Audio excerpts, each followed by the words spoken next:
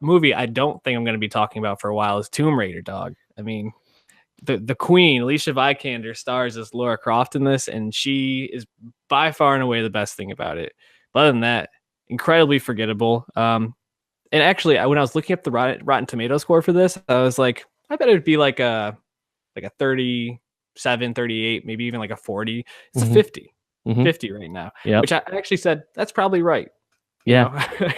I mean, yeah, it makes sense. 98 positive, 98 negative. The appeal is mixed. Yeah. Makes sense because, like you were saying, Vikander does a lot with a little in this movie, and I think I'm almost rooting for it to do well because I want to see a sequel. Because I think at the end of the movie, there's potential, but this movie itself is very straightforward and doesn't really mess with any B plots, which I thought was commendable in terms of focus.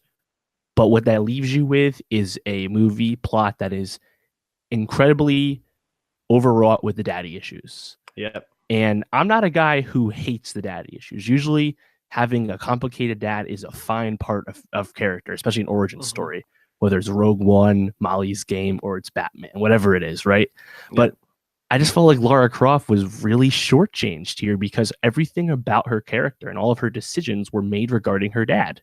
And she's supposed to be a strong, independent female character that's really inspiring, and it's great to watch her kick ass and shit, and she gets to a better place. But I just thought this origin just really like hampered her down, you know?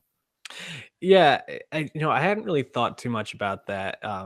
I think because none of the real emotional parts in the movie landed for me. I mean, I thought it was kind of stupid that her dad, first of all, was alive on this island. Yeah, I was like, oh, she finally got away from the dad. The dad motivating her to go down on her first adventure and start the legacy. Fine, but then the dad's back.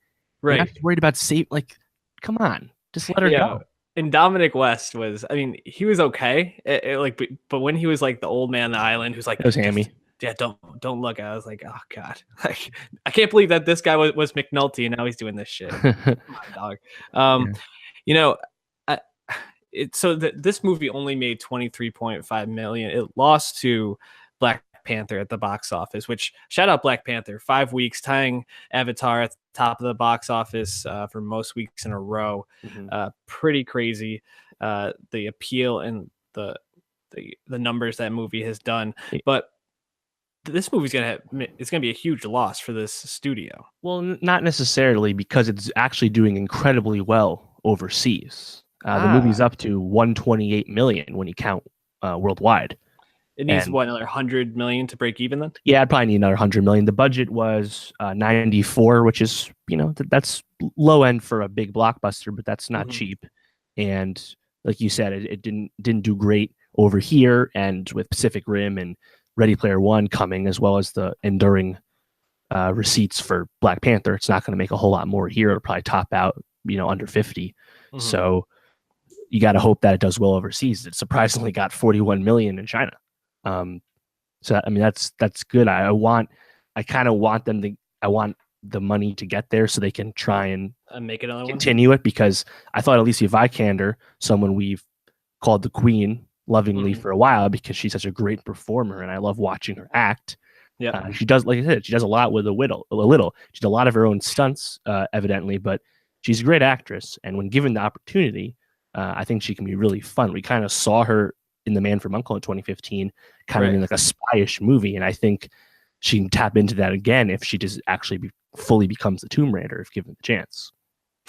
Yeah, I was thinking about not only like this role for her, but just like her the direction for her in general. And obviously after The Danish Girl, she's moved in like a direction of doing some more commercial, which it makes sense. She wants to be marketable. She wants to be a huge star. I don't blame her. But I commend her, because unlike someone like Jennifer Lawrence, who's been in some bigger films and I think has kind of mailed it in, I feel like she never mails it in. Like everything she's in, she jumps off the screen. She fucking kills it. Now, this is also, I'm saying that after Jennifer Lawrence, who I'm comparing her to, was fucking great in Red Sparrow, where she very well could have just mailed it in and she didn't. So I give her props for that. But Vikander, I almost don't want her to be in another Lara Croft movie, because it just feels like these video game movies are too hard to make legitimately good. I'm not sure if I know why that is. Do you have any theories around that? And that's the thing. Tomb Raider itself doesn't feel like a video game movie to me. It's just an adventure story. You can totally make this a good movie if you just probably had a more talented guy behind the camera and maybe worked on the script a little bit. I thought some of the dialogue in Tomb Raider was a little simple, like these traps aren't supposed to keep us out, and all the audience is like, they're supposed to keep you in, like, and I mean the plot itself was very predictable, which is fine. It's an ordinary story. I think I haven't even said this yet, but I think overall for what it was, an actiony movie, it's perfectly entertaining. But this could have been a lot better, and I think that's the problem with video game adaptations is we're always wanting them to be better than they end up being. Right. But yeah, to your point about Vikander, if she was to avoid more franchisey stuff, yeah, that'd be cool. I mean, last year, I haven't seen it yet, but she was in Tulip Fever with Christoph Waltz and Dane DeHaan, a movie that has like a 9 on Rotten Tomatoes. It's totally loathed, but I really want to see what she does in the movie because I love her performances. But yeah, there's nothing on her calendar right now. We don't know what her next project is. So, after this press tour, maybe she'll sign on to something. Actually, I want to disagree with you real quick. I felt like at parts, it felt very much like a video game. Like when she was on the boat and it was crashing, it was like, how is she going to get from there to there? Oh, she has to climb across like the thing overhead. That's okay. True. And then there was like the part where she was running away from Walton Goggins' henchman, and she jumps in the river, and then she gets on the plane airplane, and she's like, okay, I have to go here. Now I have to do this. Now I have to do that. Parts, it was kind of like, all right, it's kind of like A, B, C, D, press the B button, put the right stick up, Well, and I mean, that actually does kind of make sense because this was based off of the story was based off the 2013 Tomb Raider reboot game from Crystal Dynamics. I mean, that climbing actually has at the end. It looks exactly like the climbing actually used in the game, for example. The thing with the ship happens in the game. And there's actually a new Tomb Raider game coming out this year, so maybe we'll have more material. But yeah, I mean, I was thinking again about every time a video game movie comes out. I mean, we did this recently with Assassin's Creed in 2016, which is fucking horrible. That's the thing. I don't think Tomb Raider is bad at all. I think it's okay for what it is, which explains the middling reception. But every time, we have all these big franchises and people get attached to them. Like, remember Tom Holland is apparently going to play Nathan Drake from Uncharted. Remember when we talked about that? No, nothing since. I mean, Peter Jackson was attached to Halo for a while. Then Neil Blomkamp was. BioShock has had a bunch of scripts written, allegedly. Gears of War, etc. Everything, but nothing ever seems to work. And I don't know what the problem is. I just feel like I'm still. I think a lot of the stories in video games for those big stories could be done as movies. They just don't have a good enough people doing it. I don't know what the reason is. Maybe it is video games. I had a couple of thoughts. I think one, if you're looking to get the same feeling you get when you play a video game, you're just never going to get it because it's such a sense of accomplishment you get from a video game when you beat a level or you overcome something, you figure something out. But I think, and maybe this is the problem with this one. I also wonder, because we talked about why Black Panther was so good, and we said Michael B. Jordan. I mean, he was the best villain they've had. It made a lot of sense. It was thought-provoking. Like, Walton Goggins in this movie was like apathetic. At least that's the way I felt in this role. Yeah, I agree. I felt like he mailed this in, and I wonder if it's like, how good can a video game villain really be at the right?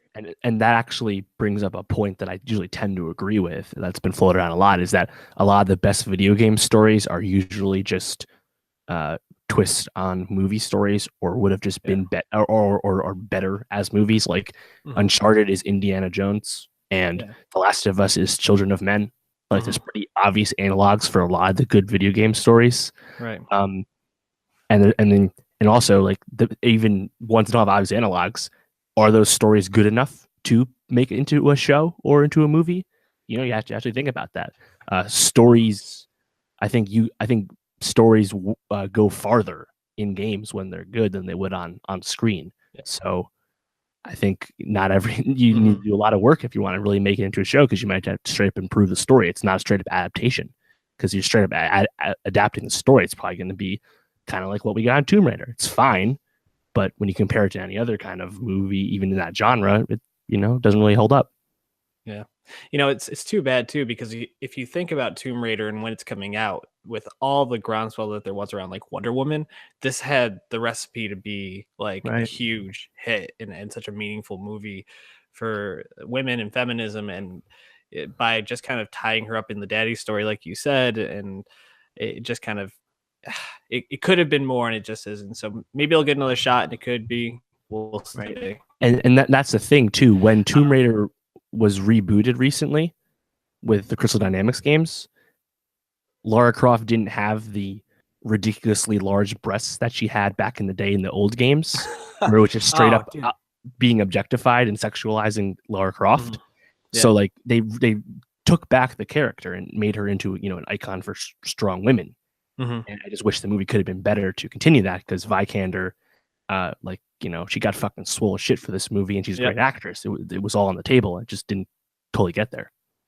Yeah, I saw people on Twitter talking about how like Laura Croft isn't big breasted enough in this movie, and someone took a picture of Vikander, was like, I fixed it, and they made her breasts like pointed like they were in the original video game when they were huge, and he was like, hey, is this what you want to see? Like, it's such a ridiculous like storyline, and it like just sexualizes a character that's supposed to be like a badass strong woman. Like, Mm-hmm.